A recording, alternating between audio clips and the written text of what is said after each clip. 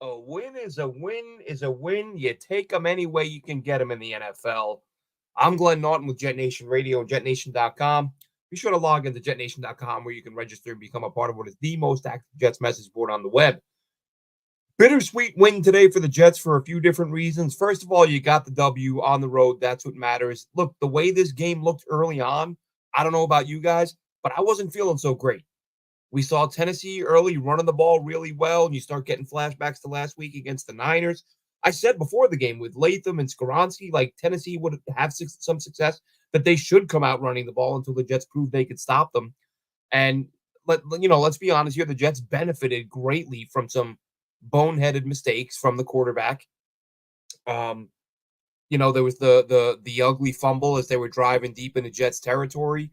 Then the interception that Will Levis threw up into double coverage. But give Brandon Eccles credit for a great play on the interception. But in the end, Jets win 24-17. They did what they had to do.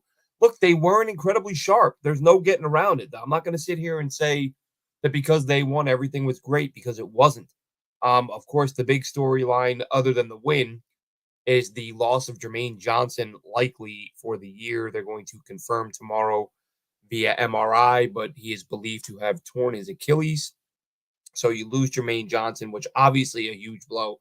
Obviously, Hassan Reddick is just sitting there now thinking, your move, Joe Douglas. What are you going to do?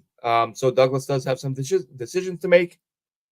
But again, a game where the Jets came out, didn't look particularly sharp, very frustrating. I commented early on, and I said during the week, well, JE, let's pump the brakes on 8 wins. Reason being, and this isn't just something I'm saying, I said it after the San Fran game. I probably said it before the San Fran game. And every team is different because people say, oh, well, how come this team looked this way and how come this team looked that way? Teams prepare differently, different coaches do better jobs, whatever it may be.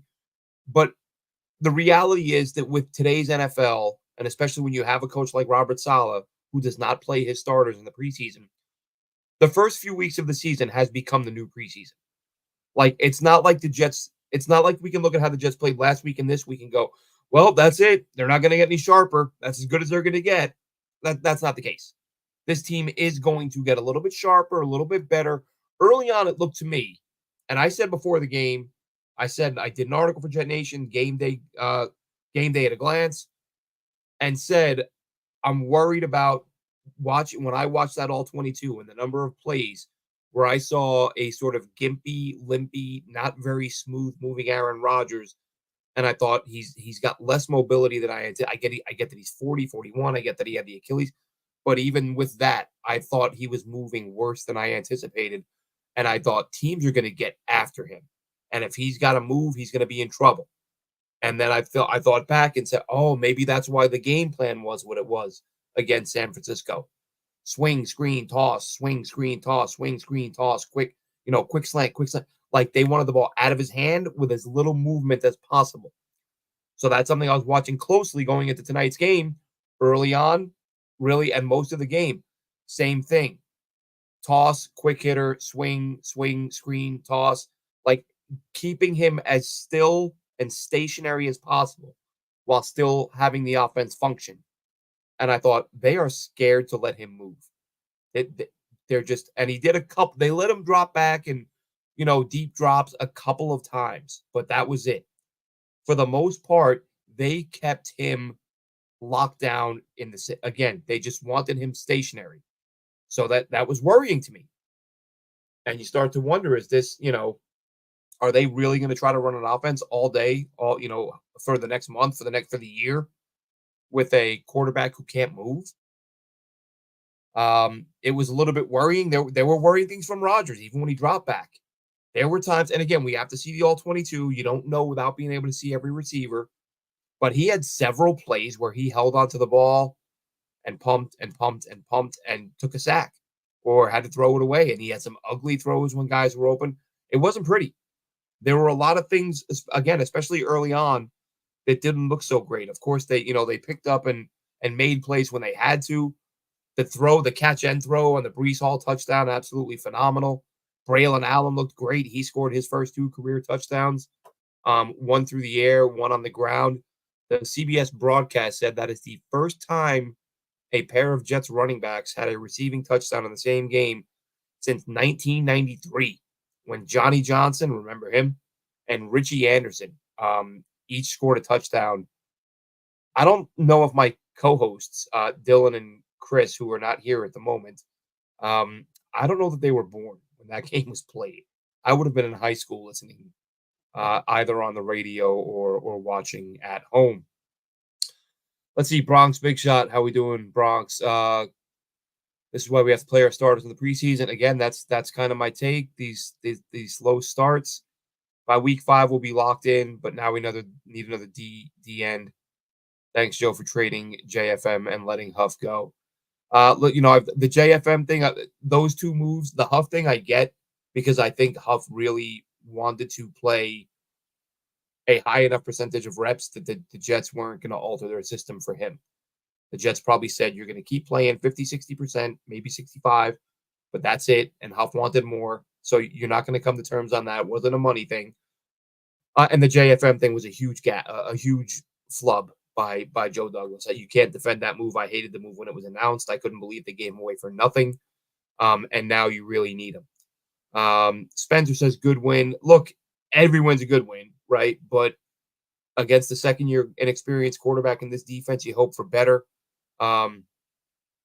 And again, yeah, JE says struggled against the Titans. I know. And that, like I said, I'm not going to lie. I'm not going to sit here and say that was a pretty game or that was outstanding. But there were some good signs. Will McDonald. How about Will McDonald? Career high 3 sacks. Go back and watch that final play. As I tweeted out after the game, that tackle was holding on for dear life. Will McDonald, that would have been a 4th sack. And what I'm kind of excited to see is the all-22. Sorry, drew a blank there because I want to get the names. But Braden McGregor, Tack McKinley, to me, live, it happens so quick and they're on to the next play. But they look like they had a couple of really good reps. Like they got, they were right there. McKinley, the veteran, you'd hope he'd get there. But McGregor, most importantly, because he's the young guy who's developing, looked like on that key run. I keep almost calling him Jake Locker. Will Levis. I talked about I did the pregame article, and I called him Jake. I can't get Jake Locker, Titans. I can't get his name out of my head. Will Levis on the big run. If you saw Braden McGregor got within, well, not quite arm's length, but he went for the swat. You saw that big paw come down. Live, I wasn't 100% sure it was him. I thought it was, and then see the replay, and it was. And he thought, I'm in range. I can force this fumble because Levis was holding the ball low. And McGregor went for the swat, just missed it. And then he squirted out and picked up a huge gain on the ground. But again, I thought I saw some good reps from some guys who were going to be depth pieces. Jermaine Johnson again. Let's see. Randall, Jermaine Johnson likely out for the season. They're reporting torn ACL, and if they're looking to confirm it tomorrow. CJ Mosley left the game with an injury, but a toe injury. They're expecting him back. They're hoping he can play this week. And DJ Reed, of course, didn't start because of his knee injury. So multiple injuries in today's game. JJ, obviously the big one. And again, Will McDonald, like I said, would have had 4 sacks if not for the hold. Monster game for him. The Jets really needed that. But even with that, Randall says it. I think a few of us thought it when it happened. As soon as you see JJ and once you saw his teammates around him consoling him, at that point it's serious. And you just think, oh, are they going to come crawling to Hassan Reddick now and give in to his demands? Or are they going to say, you know what, JJ's really come on? Again, I know it's only one game, but that's a monster game. He had a monster preseason. They took him in the first round for a reason. Like, the guy has talent. If they believe he can get to listen, and I'm not here to say JJ is enough. I'm sorry, McDonald. I said JJ. I feel like with McDonald, if he broke out, and look, it's one game. Let's not get too ahead of ourselves, but it certainly looks like he's on his way. I thought if you had Will McDonald and Jermaine Johnson and Quinnen Williams and Kinlaw, I thought that would be enough. But now without Jermaine Johnson, Kinlaw looked up and down today. I thought he had a not so great game against San Francisco. Again, a lot of these we gotta wait for the all 22 and see. But all in all, the defense, much better effort today. It helps that you're not playing the 49ers, let's be honest. But Tennessee, on the ground, they're not exactly chopped liver with those backs and that offensive line. Those guys do a really nice job. Let's see. Okay, Dylan Terraman is going to try to join us. That is not a lock. He's going to see what he can do. Going over some stats real quick. The box score: Will Levis, 19 out of 28 for 192 on a pick. That was Brandon Eccles on a fantastic interception. Tony Pollard kept under 4 per carry. That's kind of the number I always look for. Are you keeping backs under 4.0? And the Jets did. Pollard was at 3.6. Tyjae Spears was at 3.3 with 6 carries for 20. Calvin Ridley, big day. Look, here's the thing. Calvin Ridley beat Sauce Gardner for a touchdown and then beat him later on a big catch toward the end zone. Neither one should have counted. If they showed the replay, whoever it was, Sterator, whoever was the replay official joining them in the booth or calling in, you could see it clear as day. When Ridley hit the ground and he was on the one, his leg was touching Sauce's leg. That should have been he should have been down by contact. And that was a weird play. If you look at Sauce, it almost looked like he took his eye off Ridley because Chuck Clark was coming from his peripheral. And I think Sauce didn't want to get had to get his knee blown out because Clark was coming in fast and low. And Sauce is literally within arm's length of Ridley. He's right there with him. And you can kind of see him turn and look like sees Chuck Clark coming, doesn't look for the ball, and Ridley makes the catch, falls down on the 1-yard line. His leg touches Sauce's leg. The refs miss it. Later on, they hit Ridley on a sideline route. And Sauce is going crazy. I imagine he's telling the Jets to challenge it because Ridley had both feet down. But as both feet are down, he's bobbling the ball. And then one foot comes up and goes out of bounds. Looked like that he was out on that. But listen, it's 2 catches. Catches are going to happen. I'm not worried about Sauce Gardner and some referees missing some calls. Let's see. J-Ro says cut Clark. That's not going to happen. Not with their safety depth. And Molasses Mosley, CJ Mosley again out. I thought, and I've been saying for a while now, that I think Jamie Sherwood is ready. And I think he showed that today. I don't know what were his final numbers. We'll hop over to the Jets box score real quick. Aaron Rodgers, 18 out of 30, 176, 2 touchdowns, no picks. That was big. Breece Hall, 14 for 62. That's 4.4 a clip. Braelon Allen, 7 for 33. That's 4.7 a clip. And the touchdown run that we mentioned, or he had 1 catch. He also had a touchdown run. May not have mentioned that. Garrett Wilson, 4 for 57. Breece, 7 for 52. The 27-yard touchdown grab. As Rich Samini said, he looked like a wide receiver 1, the way he played that ball. Perfectly fingertip grab going up over the defender. So really good job there. Braelon had the 2 for 23 with the touchdown. Mike Williams, his first catch, a 19-yarder. Lazard only 2 for 11. Aaron Rodgers had him wide open, probably the deepest deep shot they took on the day. Lazard had a step on the DBs, and Rodgers overthrew him. Tyler Conklin had a catch for 10. Malachi Corley had a catch for 4. Jeremy Ruckert would have had his first career touchdown. Looked like he slowed in his route and didn't follow through, and the ball was overthrown. Excuse me. And the ball was overthrown. Incomplete pass. Let's see what else we got. Defensively, as I said, Will McDonald credited with 3 sacks. Monster day for him. Another sack for Solomon Thomas. Jets got pressure today. Quincy Williams led the way with 9 tackles. Well, was tied, I should say, at 8 solo, one assist. Jamie Sherwood, 6 tackles, 6 solo, 3 assists. So they both had 9. Those are the leading tacklers. As I said, Thomas with the sack, Will McDonald with the 3 sacks, and Brandon Eccles with the interception. Irv Smith was absolutely was a monster. Sorry, Irv Charles. Irving Charles was an absolute monster on special teams. A couple of big tackles on punts as a gunner. Had a blocked punt later on. just did a really good job all around. Good day for the Jets special teams. And just a really good effort from him and some great individual efforts. But a team like this, if you have Super Bowl aspirations and you're playing the Titans, a second-year quarterback who's making some of the boneheaded mistakes that Will Levis is making, um, you gotta that's a team you should beat handily. But again, as I said, in being fair to the Jets, being fair to the players, really, I don't know that it's a great job by Saleh, but to the players, they don't play in the preseason. This is their preseason. Whether you want to say it's week 2, they need 2 weeks, 3 weeks, because even if they're playing in the preseason, right? We all know how that used to go. You play a series in game 1, maybe a quarter in game 2, a half in game 3, maybe a couple reps after that. So you're getting about a full game over the course of 4 weeks in the preseason. So should 2 games be enough? Like, you've now had more reps in these 2 weeks than you would have had if you played in the preseason.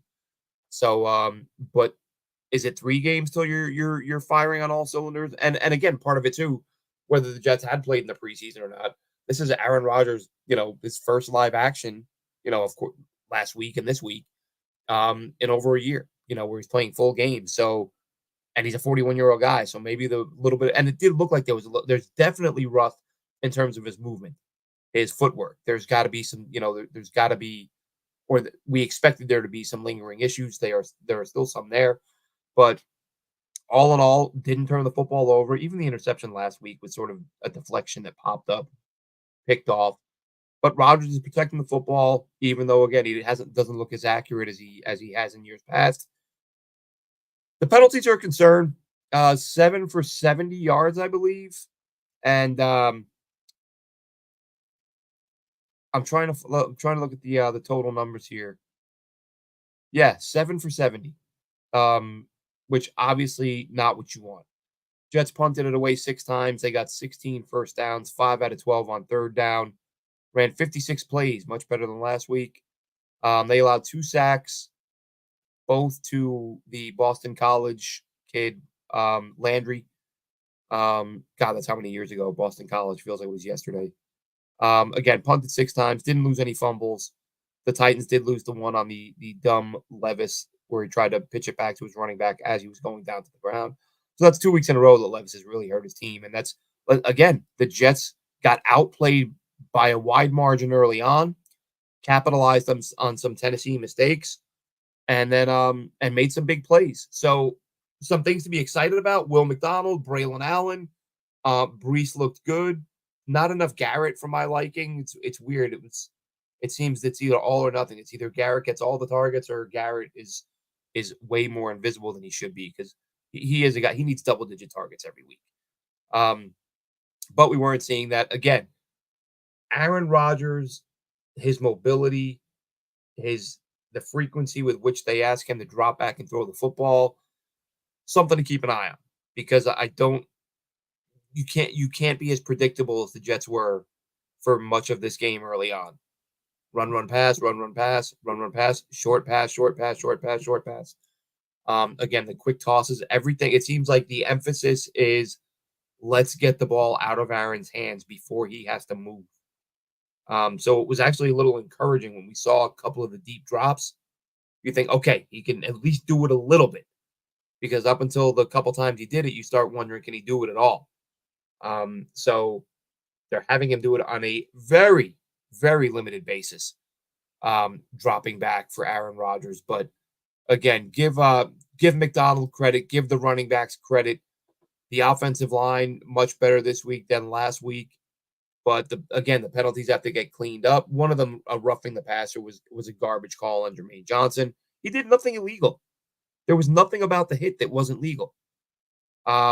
It was just, and I saw this yesterday. I think it was in a college. It wasn't a college game, where it was literally just, oh, the defender hit the quarterback too hard. That's literally what it was. I think it was it the Miami game?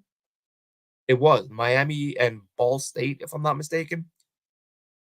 Full speed blitz, defender blast the quarterback. No helmet to helmet, no hand that doesn't touch the helmet, doesn't go low, nothing. Doesn't even fall on top of him. Just blasts him and knocks him over. Flag, roughing the passer. And you shake your head and say that's a terrible call. And then the Jets have the same call against them today. I mean, could you argue that perhaps the top of Jermaine Johnson's helmet grazed the bottom of Levis's face mask? I didn't see it, but I think one of the broadcasters was like, "Oh yeah, there it is. Yeah, the helmet makes." I mean, come on, man. It's got to be like you got to hit the guy, not like bump into. It's terrible call. I think sometimes the broadcasters reach and try to explain away bad calls. That was a bad call. I think that's what the broadcast was doing. But either way, the Jets go to 1-1. It's a win on the road. Another road game coming up Thursday night. Um, what are the Jets going to listen? The Hassan Reddick saga.